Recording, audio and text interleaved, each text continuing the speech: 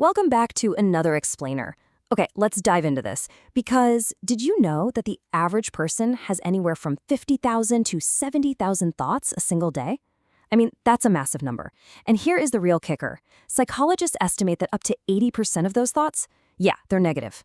That is just a staggering amount of internal criticism. So today we're looking at a truly fascinating concept derived directly from our source text, the architecture of self-affirmation. Think about it. We hire experts to build our houses. We spend literally decades building our careers, and we invest endless energy into building our relationships. But how often do we actually stop to consider the structural integrity of our own minds? Are we building with steel, or are we building with wet cardboard? Today, we're going to deconstruct the blueprint of our mental reality.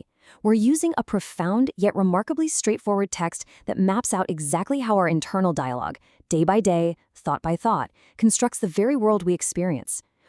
The source text hits us right away with this powerful, foundational warning. Be careful what you repeatedly say about yourself. Now, what's really interesting about this insight is one specific word right in the middle of it. Repeatedly. We all have fleeting thoughts, right? Good ones, bad ones. They come and go like the weather.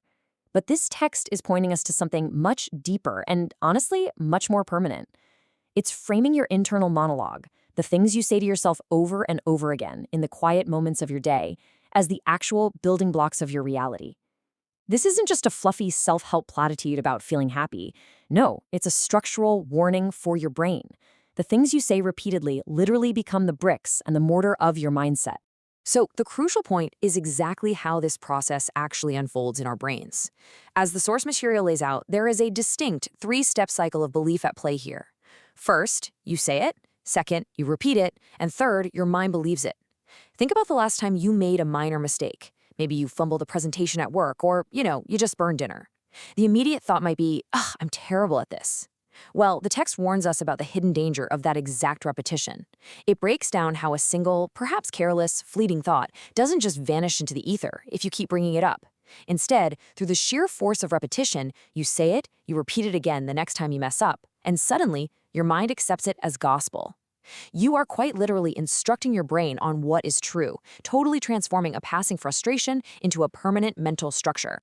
And that brings us to what are probably two of the most dangerous words you can use in this mental construction process. I can't. Our source text isolates this specific negative phrase for a very good reason. When you just think about those two words in isolation, they seem small. Maybe even harmless, right? Just a natural reaction to a really tough task. But in the architecture of your mind, this phrase acts as a limiting virus. When you drop I can't into that cycle of repetition we just walked through, it infects the entire blueprint. It stops construction dead in its tracks. It essentially tells your brain to stop looking for solutions, stop trying to grow, and just board up the windows. Which leads us to a highly personal, even uncomfortable question based on our text. Ask yourself right now, does your mind believe it? Think for a second about the limitations you've been repeating to yourself lately.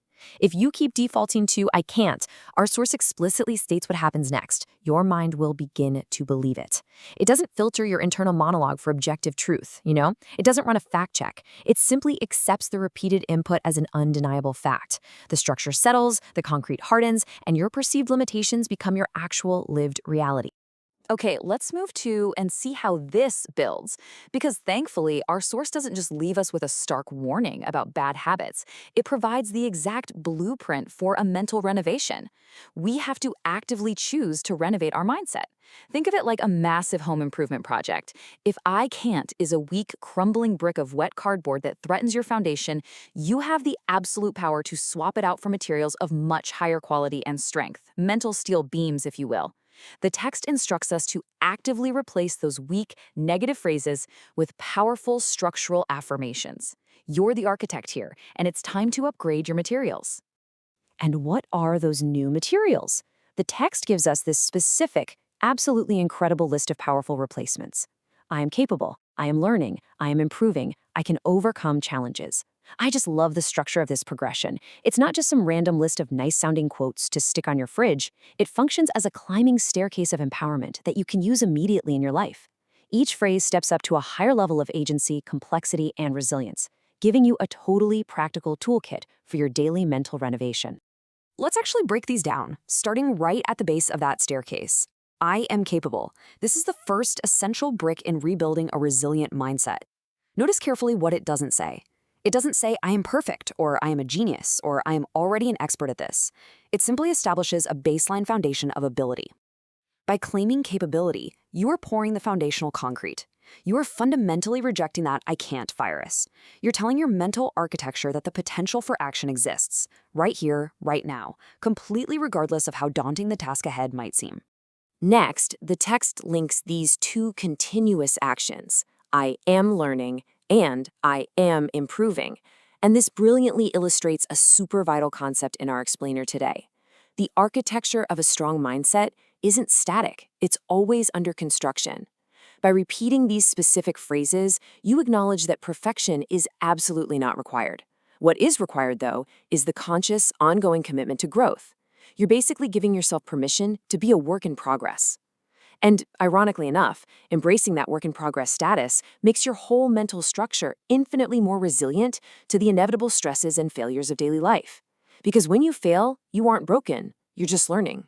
Finally, we reach the top of the staircase with this absolute powerhouse of an affirmation from the source. I can overcome challenges. This is the roof over your mental structure. It is the ultimate armor against the I can't trap.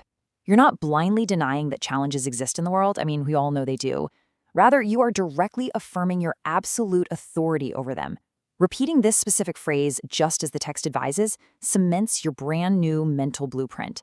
You completely shift from being a passive victim of circumstance to an active, engaged problem solver who is ready to take on whatever life throws your way. Which brings us right back to the core thesis of our source material. Your words are shaping your mindset. It is a direct cause and effect relationship. It's not magic, guys, it's mechanics. The words you choose to utter, especially when you're talking to yourself in the quiet, unseen moments of your day, are the tools shaping the very lens through which you view your entire life. You are the master builder of your own reality, and your vocabulary is your primary, most powerful tool set. If you use poor tools, you get a poor structure. But if you use strong tools, you build something that lasts. Because of that profound truth, the text leaves us with this incredible, powerful mandate. Speak life over yourself. This isn't just a nice, comforting thought. It is the ultimate takeaway for your daily routine and your ongoing personal mental renovation. If your words are literally building your reality, day by day, thought by thought, then you absolutely must choose words that breathe energy, possibility, and strength into your existence. You must actively, deliberately choose to speak life.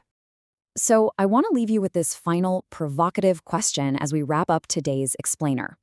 What powerful words will you choose to speak life over yourself today? You have the blueprint now. You understand the mechanics of how repetition builds belief and exactly how that belief constructs your reality. The choice of materials is now entirely in your hands. Start building.